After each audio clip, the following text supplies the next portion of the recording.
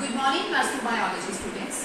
Because today we are going to with our next very topic from the chapter number 7, that is from the evolution. And again, this topic involves a very small and 2 to 3 marks questions. Fine. I would take this 2 subtopics from this chapter. That is, first is the example of the natural selection theory, and that example is demarked as industrial Malinism. And another topic I would like to take in this lecture of mine is the Hardy-Weinberg principle. What is the equation involved in it, and what are the factors who are affecting the Hardy-Weinberg principle? First of all, in the previous lecture of ours, we just talked about natural selection theory. है ना, हमने बात की है natural selection theory की. The theory is to be proposed by the Darwin. है ना, survival for the fittest is there, and whosoever are change according to the environmental condition, they would survive in the environment, and other will eliminate from here. Fine. And उन theories में, सारी evolution की theories में एक ही चीज आपको focus की गई है कि adaptation.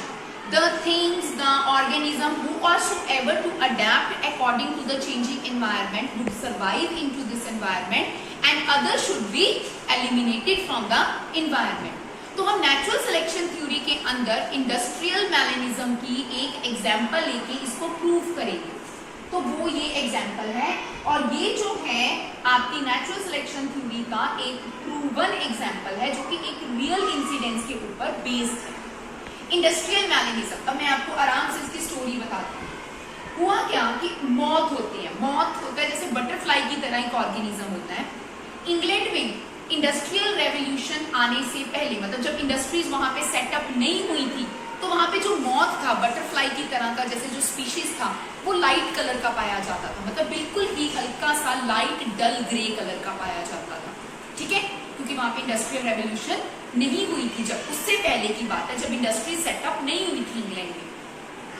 1800 सेंचुरी में जैसे ही इंग्लैंड में इंडस्ट्री सेटअप हुई, इंडस्ट्रियल रेवोल्यूशन आई, तो उसका इम्पैक्ट किस पे देखने को ज्यादा मिला? उसका इम्पैक्ट देखने को मिला उस पर्टिकुलर मॉथ के ऊपर. उसका लाइट डल ग्रे कलर ना रह के बिल्कुल जेट ब्लैक कलर का वो हो गया. मतलब उसकी स्पीशीज ने अपने आप को अडेप्ट कर लिया according to the changing environmental condition. अब उसके पीछे भी एक रीजन था. जब बेटा इंडस्ट्रियल रेवोल्यूशन नहीं हुई थी, मॉथ ज्यादातर किन पे रहते हैं? पेड़ों पे, लीव्स पे, हर जगह पे बैठे रहते हैं. तो उनको कोई प्रॉब्लम नहीं थी, क्योंकि इतना धुआं नहीं था, पॉल्यूशन नहीं था. तो लाइट डल ग्रे कलर के होने की वजह से भी वो अपने प्रीडेटर्स को नजर नहीं आते थे.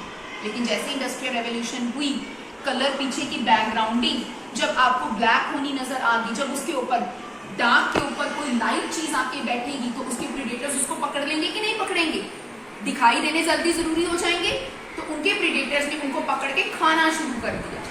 तो उन्होंने अपने आप को सरवाइव रखने के लिए अपने आप को अडेप्ट किया, और उन्होंने अपना कलर डार्क कलर में कन्वर्ट किया, ताकि अगर वो पेड़ पे या किसी चीज पे बैठते हैं तो डार्क ही बैकग्राउंड से उनकी बैकग्राउंड भी मैच करे और उनके प्रीडेटर उनको पकड़ सके ना.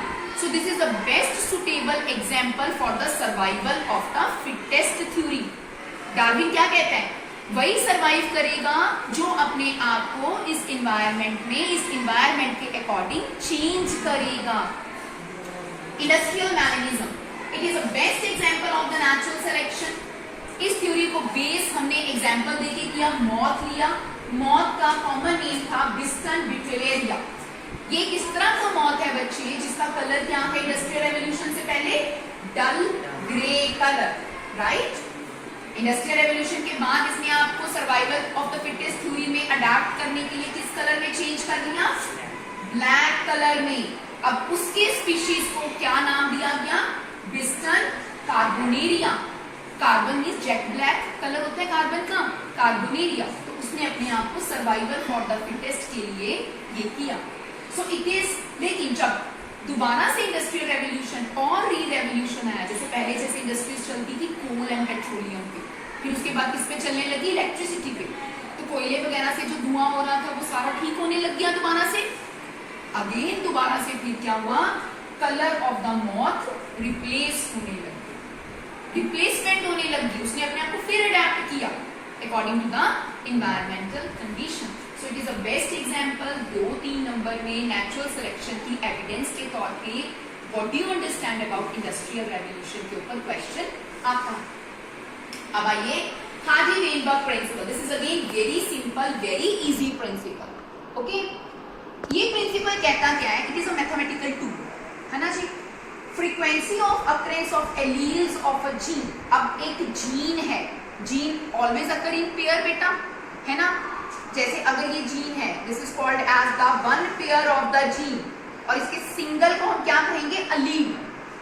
सिंगल जीन को क्या कहते हैं? अलील। तो frequency of occurrence of the alleles should be stable. Frequency of occurrence of the alleles should be stable, वो स्टेबल होनी चाहिए। तो यही कहता है कि frequency is remained to be stable और fixed generation after generation. Hardy Weinberg principle क्या कहता है कि जितना भी एक ज्योग्राफिकल एरिया के अंदर जितना भी जीन पूल, जितने भी जीन्स पाए जाते हैं इंडिविजुअल जीन लेवल पे ले आया, उनकी फ्रीक्वेंसी हमेशा क्या होती है? स्टेबल रहती है, इक्वल टू यूनिटी रहती है, 1 के इक्वल हम उसे लेके चलते हैं। जीन पूल बोला जाता है टोटल जीन्स या alleles in a population. Population के अंदर टोटल जीन्स कितने हैं? Gene pool should be stable. ये क्या है? हार्डी-वेइनबर्ग प्रिंसिपल। ठीक है जी। अगर एक जीन की फ्रीक्वेंसी A है, दूसरे की फ्रीक्वेंसी B है, तो इक्वल टू 1 होगा ये प्रिंसिपल कहता है। इसको मैथमेटिकल इक्वेशन बाइनोमियल एक्सपेंशन से हम करते हैं। a प्लस बी का होल स्क्वायर अगर लिखें तो खोल के कैसे लिखते हैं? हमने 10th तक पढ़ा हुआ है। a square p square 2ab 2pq b square q square is equal to 1, unity के इक्वल। तो ये क्या है? Gene frequency, number of gene always remain stable in the population. समझ आ रही है बात आपको? गुड। इस हार्डी-वेइनबर्ग प्रिंसिपल को कई चीजें अफेक्ट करती है, क्योंकि हमेशा स्टेबल नहीं रहता है ना, पॉपुलेशन का जीन पूल स्टेबल नहीं रहता। इसको फैक्टर्स को कौन कौन सी चीजें अफेक्ट करती हैं, वो मैंने 5 फैक्टर्स लिखे हैं। Gene migration. अब एक देखो, पर्टिकुलर पॉपुलेशन के अंदर जीन माइग्रेट हो गए, नंबर ऑफ पॉपुलेशन एक जगह को छोड़ के वहां से दूसरी जगह के ऊपर माइग्रेट करके चली गई, तो वहां का जीन पूल खराब हो गया ना, स्टेबिलिटी फैक्टर हिल गया। दूसरा जेनेटिक ड्रिफ्ट, एकदम से रैंडम चेंज आ गई। इसको कहते हैं ड्रिफ्ट का मतलब है एलील की फ्रीक्वेंसी में या जीन की फ्रीक्वेंसी में कोई रैंडम चेंज आ गया बेटा, कोई कुछ भी किस्म का रैंडम चेंज आ गया, सडनली आ गया, तो फिर से दोबारा से प्रिंसिपल खराब हो गया। अगला म्यूटेशन हो गई। म्यूटेशन क्या है? Sudden stable inheritable changes. Gene pool दोबारा से डिफेक्ट हो गया, अनस्टेबल हो गया। जेनेटिक रिकॉम्बिनेशन, कई जीन्स आपस में रिकॉम्बिनेट हुए और कई नए ऑर्गेनिज्म और स्पीशीज बन गए, फिर दोबारा से अनस्टेबिलिटी फैक्टर आ गया। Natural selection. नेचुरल सिलेक्शन मतलब हम तो पहले ही बोल रहे हैं कि डार्विन की थ्योरी भाई नेचुरल सिलेक्शन की वही कहती है, जो अपने आप को सरवाइव करना चाहता है वो रह पाएगा और जो नहीं कर पाएगा वो यहाँ पे नहीं रह पाएगा। तो इससे भी वो अनस्टेबिलिटी फैक्टर में आ गया और जीन पूल आपका अनस्टेबल हो गया। ठीक है जी। तो ये वो ऐसे फैक्टर्स हैं जो हार्डी-वेइनबर्ग प्रिंसिपल और इक्वेशन को खराब करते हैं। ठीक है जी। So you just take the screenshot of this complete very board and if you have any kind of the doubt, put it to the comment section of it. Thank you so much बच्चे।